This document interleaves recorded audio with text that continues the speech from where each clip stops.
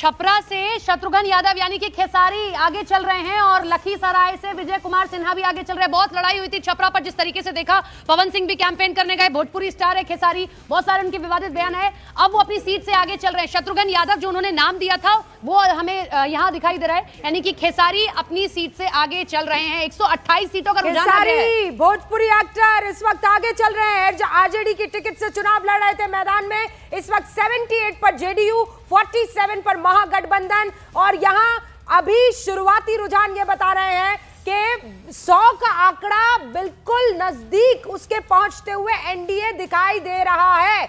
NDA में BJP 34 पर, JDU 34 पर। बहुत इंटरेस्टिंग है, दोनों 101 सीटों पर लड़ रहे हैं। वहां आरजेडी भी पीछे नहीं है, मतलब तीन बड़ी पार्टियां। तो आप देख लीजिए, एक 34 पर, दूसरी 34 पर, तीसरी 31 पर और तीसरी बनती है आरजेडी। सीपीएम के खाते में 2 सीटें इस वक्त रुझानों में आ रही है। बीजेपी के खाते में 36, JDU 34, LJP 5, HAM 2, RLM 4, RJD 32, Congress 9, CPI-ML 4, CPI के खाते में 1 सीट इस वक्त रुझानों में दिख रही है। 83 सीटों पर जेडीयू इस वक्त आगे, 48 सीटों पर महागठबंधन बहुत पीछे इस वक्त रुझानों में दिखाई दे रहा है। महागठबंधन अभी 50 का आंकड़ा भी क्रॉस नहीं कर पाया है और 100 के यानी सेंचुरी के बहुत नजदीक एनडीए दिखाई दे रही है, वो भी इस वक्त रुझानों में। लेकिन अब आंकड़े क्विकली आगे आना शुरू होते रहेंगे। अमन, आपके पास आऊं उससे पहले प्रदीप भंडारी, 2 लाइनें।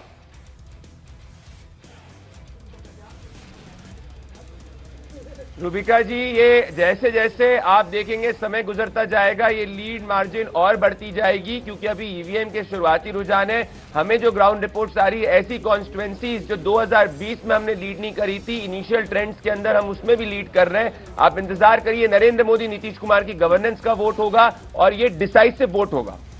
अच्छा, मैं ये बता दूं कि ऊपर हमने देखिए एक नई चीज शुरू की है।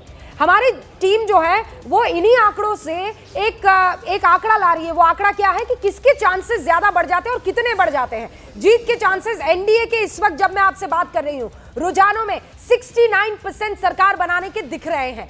महागठबंधन के लगभग 41% चांसेस दिख रहे हैं कि वो सरकार बना ले। जेएसपी 2% पर है, लेकिन इस वक्त सबसे ज्यादा अगर कोई अपनी स्ट्राइक रेट के साथ आगे बढ़ता हुआ दिख रहा है तो वो एनडीए है। 69% जीत के चांसेस उसके दिख रहे हैं। 84 पर जेडीयू और बीजेपी का ये एनडीए कुनबा और परिवार। 51 यानी 50 का आंकड़ा महागठबंधन पार कर चुका है। 51 सीटों पर रुझानों में इस वक्त महागठबंधन आगे दिखाई दे रहा है। बहुमत का आंकड़ा 122 पर अभी कोई पार्टी जाती हुई पहुंचती हुई दिखाई नहीं दे रही है, लेकिन ये कड़ा मुकाबला कहलाएगा या नहीं कहलाएगा? अमन, देखिए 51 का जो फिगर है महागठबंधन का, मुझे लगता है अकेला आरजेडी ही उसको खींच रहा है। हाँ। कांग्रेस के ज्यादा कंट्रीब्यूशन नहीं है। कांग्रेस का 9 नंबर है, 9 नंबर है। कांग्रेस दूसरे साइड पे जो 84 नंबर है एनडीए का, उसको दोनों पार्टी खींच रही है। बीजेपी जेडीयू दोनों खींच कर ले जा रही है।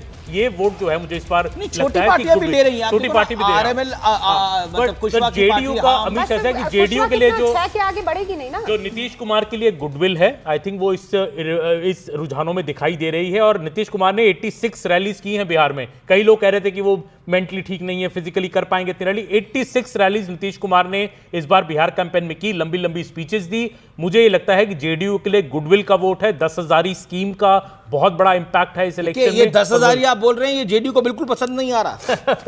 10,000 बार-बार बोल रहे हैं, बिल्कुल जेडीयू को पसंद नहीं आ रहा। महिलाओं को पसंद आ रहा है ना, जी, बस बात इससे बिल्कुल जेडीयू को बिल्कुल पसंद नहीं आ रहा। लेकिन चकाई से सुमित सिंह आगे हैं। इस समय चुनावी कवरेज के अंदर हम आपको बता दें, लगातार न्यूज 18 इंडिया सबसे आगे चल रहा है। डिप्टी सीएम विजय सिन्हा आगे चल रहे हैं, दूसरे डिप्टी सीएम भी आगे चल रहे हैं, सम्राट चौधरी भी आगे चल रहे हैं। पटना की 14 में से 9 सीटों पर एनडीए आगे चल रहा है। 6 सीटों पर बीजेपी, 2 पर जेडीयू और 1 पर एलजेपी रामविलास पासवान आगे चल रही है।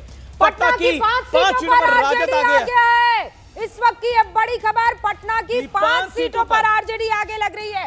नतीजा पलट गया है पटना में। पिछली बार बिल्कुल उल्टा नतीजा था और इस बार देखिए 14 में से 9 सीटों पर एनडीए आगे चल रही है। ये एक बड़ा अपडेट है, बेगूसराय से भारतीय जनता पार्टी आगे चल रही है। ये बड़ी खबर आपको बता दे, बेगूसराय से बीजेपी इस समय आगे चल रही है। ये बड़ी अपडेट हम आपको बता रहे हैं, लेकिन पल पल अपडेट हम आपको लगातार दे रहे हैं। आपने देखा पटना में क्या हो रहा है, पटना की 5 सीटों पर राजद आगे है और बाकी सीटों पर एनडीए आगे है।